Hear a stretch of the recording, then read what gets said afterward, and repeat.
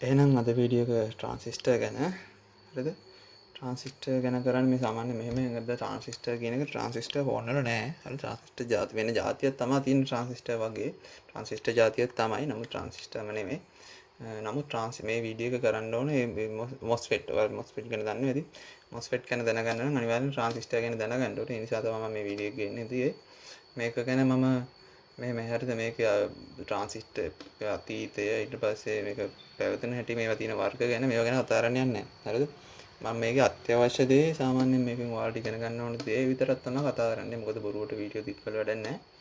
එහෙනම් අනිවාර්යෙන් channel එක subscribe කරලා නැත්නම් subscribe කරන්න. bell button එක click කරලා තියාගන්න. මතක තියාගන්න මේ ට්‍රාන්සිස්ටර් වීඩියෝ නැතුව Mosfet ගැන ඔයාලට ඉගෙන ගන්න බෑ. හරිද? මේක අනිවාර්යයෙන්ම ඉගෙන ගත්තොත් විතරයි මේ වීඩියෝ එක බැලුවොත් විතරයි ඊළඟට එන වීඩියෝ දෙකක් charging IC ගැන ඉගෙන ගන්න පුළුවන්. හරිද? හරිම සරල සිද්ධාන්තයක් තමයි මේ ට්‍රාන්සිස්ටර් වෙන්නේ. මෙහෙම. හරිද? උදාහරණයක් ගත්තාම මෙන්න මේ තියෙන ලොකු බටයක්. හරිද? මේ තියෙන ලොකු බටයක්. හරිද? මේක එක බටයක්. මේක එක ලොකු බටයක්. හරිද? මේ බටේ මෙහෙම වතුර පාරක් ඇවිල්ලා මෙන්න මෙතනින් නැවතිලා තමයි තියෙන්නේ. හරිද? මේ තියෙන්නේ දැති වීල් දෙකක්. හරියට මතක තියන්න. හරි දැතිරෝධ දෙකක් එකට කනෙක්ට් කරලා තමයි තියෙන්නේ. මේ රතු පාට දැතිරෝධය වැඩ කරන්න නම් මේ දැතිරෝධය වැඩ කරන්න ඕන. හරිද? මේ දැතිරෝධය වැඩ කරන්න නම් මේ රතු පාටක වැඩ කරන්න නම් මේ දැතිරෝධය අනිවාර්යෙන් වැඩ කරන්න ඕන. හරිද? එතකොට මේ දැතිරෝධය වැඩ නොකරන තාක් මෙතනින් වතුර පල්ලෙහාට යන්නේ නැහැ. මෙහෙට වතුර එන්නේ නැහැ. මෙතනින් වැහිලා තමයි තියෙන්නේ. හරිද? ඒකට දැන් හිතන්නකෝ මෙහෙම දෙයක් හිතන්නකෝ. මේ පිටින් පාරෙන් එන ලයින් එකක්. හරිද? මේ පාරෙන් එන ලයින් එකක්. හරිද? එතකොට අපි ගෙදරට වතුර ගනිද්දී අපිට මේක පාරෙන් එන ලයින් එක අරින්න මහන්නේ එන කරදරේ. හරිද? ඊට වැඩිය අපිට ලේසින් වැඩේ. හරිද? ගෙදර ටැංකියෙන් අපි වතුර දැන් මෙහෙම ගෙදර ටැංකිය තියෙන්නේ මෙහෙම. හරිද? ගෙදර ටැංකිය මෙතන තියෙනවා.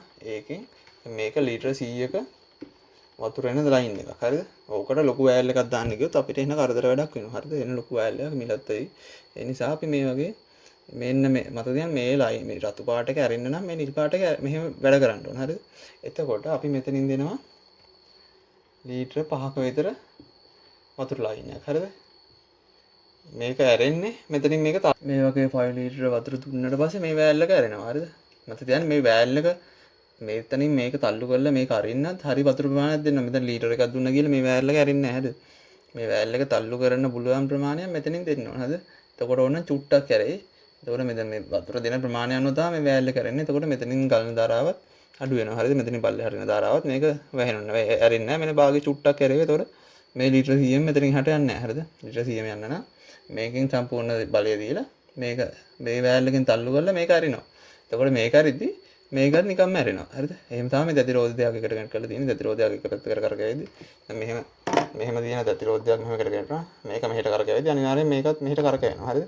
එතකොට මේ වෑල් දෙකම ඇරෙනවා. හරිද? අන්න එහෙම සිස්ටම් එකක් තමයි තියෙන්නේ. හරිද?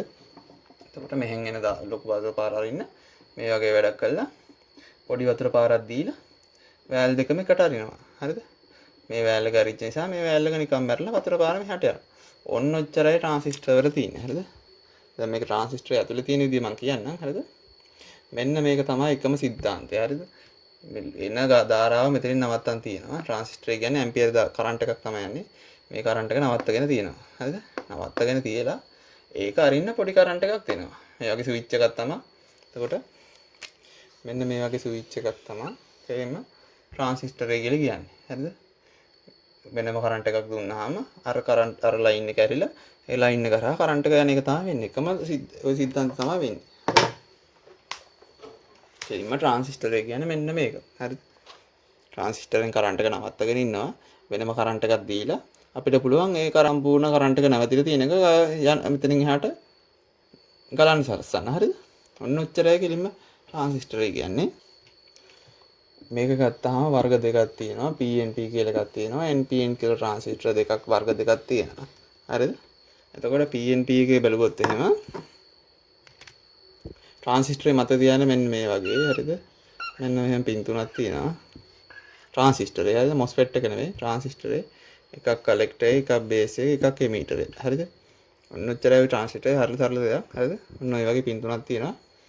PNP කිව්වහම PNP ට්‍රාන්සිස්ටර් වල මෙහෙම ගත්තාම පින් තුන තියෙනවා. හරිද?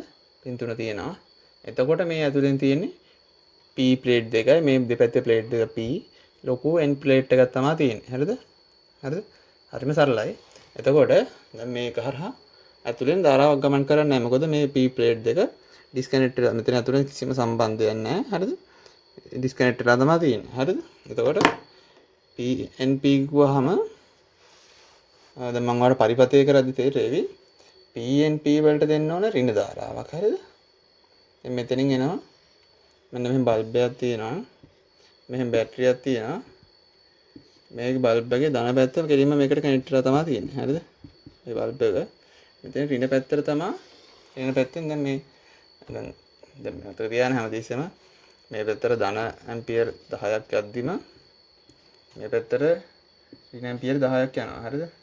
ඒක තමයි හැම විදිහකම මෙහෙම පරිපතයක් සම්පූර්ණ වෙන එක නෙවෙන්නේ. හරිද? තාම වෙන්නේ. හරිද? බැටරිය ඍණ පැත්ත තමයි මෙතෙන්ට දීලා තියෙන්නේ. මෙතෙන්ට දීලා මේක හරහා දැන් ධාරාවක් යන්නේ නැහැ. හරිද? මොකද මේක ඇතුලෙන් සම්බන්ධ වෙලා නැහැ. එතකොට අපි මේකෙන් දැන් මෙතෙන්ට එනකන් එනවා 10 ඇම්පියර් ධාරාව. හරිද? අපි ඕකෙන් පොඩි දාලා රෙසිස්ටරයක් කියලා හිතන්නකෝ. දාලා 1 ඇම්පියර් ධාරාවක් දෙනවා බේස් එකට කෙලින්ම මැදට. හරිද? එතකොට මෙතෙන්ට ඇවිල්ලා ඍණ පරිමාණු තැම්පත් වෙනවා. හරිද? තැම්පත් වෙනවා. මෙතන මෙහෙට ඇතුළට යන්නේ නැහැ. මෙතන ප්ලේට් එකක් තියෙන්නේ. හරිද? ඒකට යන්නේ. එතකොට මේ N ප්ලේට් එකේ තියෙන ධන පරමාණු ටික මෙන්න මේ ඍණ පරමාණු වලට මෙන්න මේ හැරයට ඇදලා ගන්නවා. හරිද? ඇදලා ගන්නවා. N ප්ලේට් එකේ තියෙන ධන පරිමාණු ටික මෙතන මේ ඍණ පරිමාණු මෙතනට ඍණ කනෙක්ෂන් එකක් දුන්නාට පස්සේ මෙතනට ඍණ පරමාණු මෙතන තැම්පත් වෙනවා. ඒ නිසා මේ ප්ලේට් එකේ තියෙන ධන පරිමාණු ටික මෙතෙන්ට ඇවිල්ලා මෙන්න මේ පරිපතේ මේක හරහා කනෙක්ෂන් එකක් යන්න පුළුවන් විදිහට කනෙක්ෂන් එකක් හදනවා. හරිද?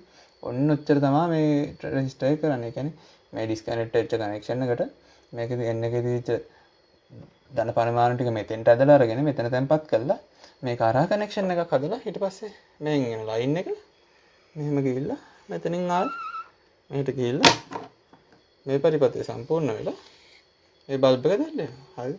හරිම සරලයි. දැන් මේක කරේ මෙතන දැන් මේක වෙන්නේ මේ මැද කනෙක්ෂන් එකක් නැහැ. හරිද?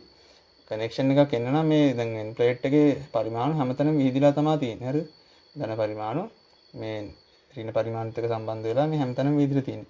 මේකෙන් කරේ මෙතෙන්ට ඍණ පරිමාණු දෙන්න දුන්නාට පස්සේ මෙතනින් ඇදලා ගන්නවා ධන පරිමාණු ටික සම්බන්ධ වෙන්න බලනවානේ. හරිද? එතකොට මේ ධන පරිමාණු ටික මෙතෙන්ට ආවා.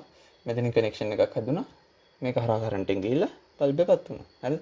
එතකොට මතක තියාගන්න මෙතනින් 1 ඇම්පියර් නැත්නම් 0.5 ඇම්පියර් දුන්නොත් භාගික කනෙක්ෂන් එක තමයි හැදෙන්නේ. මේ වගේ අඩු කනෙක්ෂන් එකක් තමයි හැදෙන්නේ. එතකොට 10 ඇම්පියර් මේ යන්නේ 5 ඇම්පියර් වගේ තමයි මේක හරහා යන්නේ.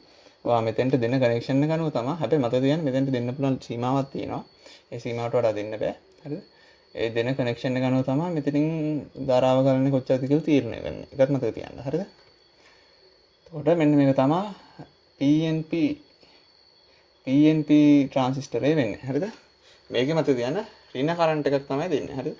ඍණ කරන්ට් එකක් ඍණ පැත්තෙන් තමයි කරන්ට් එක ඇවිල්ලා ඍණ කරන්ට් එකක් තමයි මෙතෙන්ට දෙන්නේ. හරිද? ඒක හොඳට මතක තියාගන්න. දැන් අපි බලමු NPN ගැන. ගත්තාම මතක තියාගන්න බැටරිය ධන පැත්ත මේ ඍණ පැත්ත. හරිද? ධන පැත්තෙන් තමයි සම්බන්ධ වෙලා තියෙන්නේ. හරිද? ධන කරන්ට් එකක් තමයි එන්නේ. හරිද? එතකොට මෙතෙන්ට ධන කරන්ට් එක එනවා. හැබැයි මේක හරහා යන්නේ මේක N ප්ලේට් දෙකක් තියෙන්නේ. හරිද? මේක P ප්ලේට් එක. හරිද? එතකොට මෙතෙන්ට දෙනවා මේක 10 ඇම්පියර් ධන. හරිද? ඊට පස්සේ මෙතනින් ධන කරන්ට් එකක් දෙනවා මෙතෙන්ට 1 ඇම්පියර් වගේ. හරිද? එතකොට කරන්නේ මේ P ප්ලේට් එකේ තියෙන ඍණ පරමාණු ටික මෙතෙන්ට දාලා අරගෙන මෙතනින් හදනවා පාලමක් වගේ එකක්. ඊට පස්සේ මේක හරහා මේ කරන්ට් එක ගිහිල්ලා මේ පරිපතේ සම්පූර්ණ වෙලා මේ බල්බ් එක දැල්ලෙනවා. හරිම සරලයි. හරිද? එතකොට NPN වල ඔන්න ඔච්චර තමයි සිද්ධිය. හරිද? NPN වල වෙනස ධන කරන්ට් එකක් තමයි දෙන්නේ. PNP වල ඍණ කරන්ට් එකක් තමයි දෙන්නේ. හරිද? ඔන්න ඔච්චරයි වෙනස. හරිද? හොඳට මතක තියාගන්න NPN වල ධන කරන්ට් එකක් දෙන්නේ. හරිද? PNP වල ඍණ කරන්ට් එකක් තමයි දෙන්නේ. හේතුව මෙතෙන්ට ධන කරන්ට් එකක් දුන්නොත් තමයි මේකේ ඍණ පරිමාණය ඇදලා අරගෙන මෙතන තැන්පත් කරලා මේක හරහා කරන්ට් එකක් යන්න පුළුවන්. හරිද? NPN වල PNP වල තියෙන P ප්ලේට් දෙකක්. හරිද? එතකොට මෙතෙන්ට ඍණ කරන්ට් එකක් දුන්නොත් තමයි මේකේ තියෙන ඍණ පරිමාණ ටික මේක මෙතන එතකොට එන්නේ N එකක්.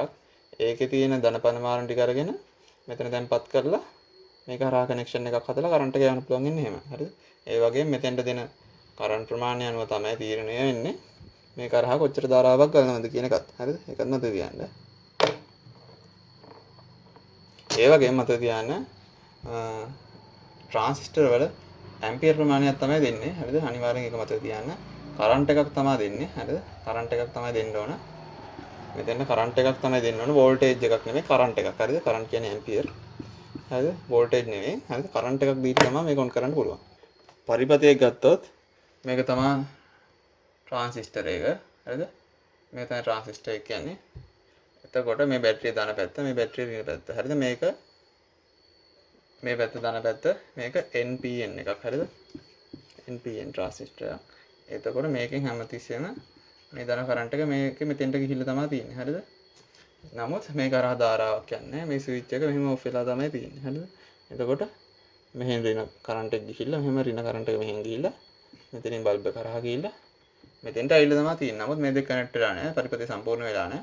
ඒකට මේ බල්බ් එක පත්තු වෙන්නේ නැහැ. හරිද?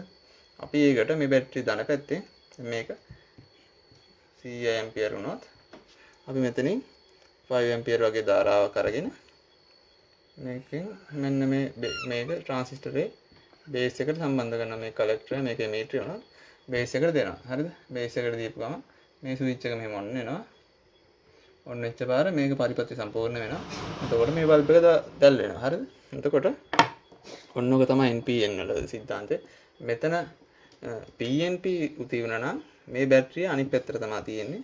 එතකොට ධන කරන්ට් එක මේ පැත්ත, ඍණ කරන්ට් එක මේ පැත්ත. එතකොට කෙලින්ම මෙතෙන්ටින් මේකට ධන කරන්ට් එක මේක සම්බන්ධ වෙලා තමයි තියෙන්නේ බල්බ් එකට. ඍණ කරන්ට් එක තමයි මෙතනින් මෙතෙන්ට ගිහිල්ලා මෙතන නැවතිලා තියෙන්නේ. හරිද? එතකොට මේක හරහා ඍණ පැත්තෙන් තමයි අපි ධාරාවක් දෙන්න ඕනේ මේක ඔන් කරන්න. හරිද? මේක NPN වල. හරිද? NPN වල නෙවෙයි PNP වල. එතකොට ඍණ කරන්ට් එකක් තමයි දෙන්න ඕනේ මෙතනින් මෙහෙට. දීලා මේ නැවතිලා තියෙන ඍණ කරන්ට් එක මේක හරහා ඔන් වෙලා මෙතෙන්ට ඇවිල්ලා මේ බල්බ් එක දැල් වෙනවා. හරිද? හරිම සරලයි. ට්‍රාන්සිස්ටර් කියලා ගත්තාම ඔන්න ඔච්චරයි. හරිද? ඔයාලට අර පළවෙනි ප්‍රතිරෝධ කේස් එකම මතක තියෙන්නේ නැති. කරන්ට් එක ට්‍රාන්සිස්ටර් ළඟට ඇවිල්ලා තමයි තියෙන්නේ. නමුත් ඒක ඔන් වෙන්න නම් ට්‍රාන්සිස්ටරේ ඔන් වෙන්න නම් ඒකට පොඩි කරන්ට් එකක් අපි දෙන්න ඕනේ. හරිද? ට්‍රාන්සිස්ටරේ. හරිද? කරන්ට් එකයි වෝල්ටේජ් එකයි මාරු කරගන්න එපා. Mosfet වල දෙන්න ඕන වෝල්ටේජ් එක. හරිද? දැන් මේකයි මෙහෙම දෙයක් තියෙනවා. මේක ට්‍රාන්සිස්ටරේ ඔන් වෙන්න පොඩි වෙලාවක් යනවා. මේක ට්‍රාන්සිස්ටර් එක වහම මේ ටිකක් වේගවත් එකක් නෙමෙයි.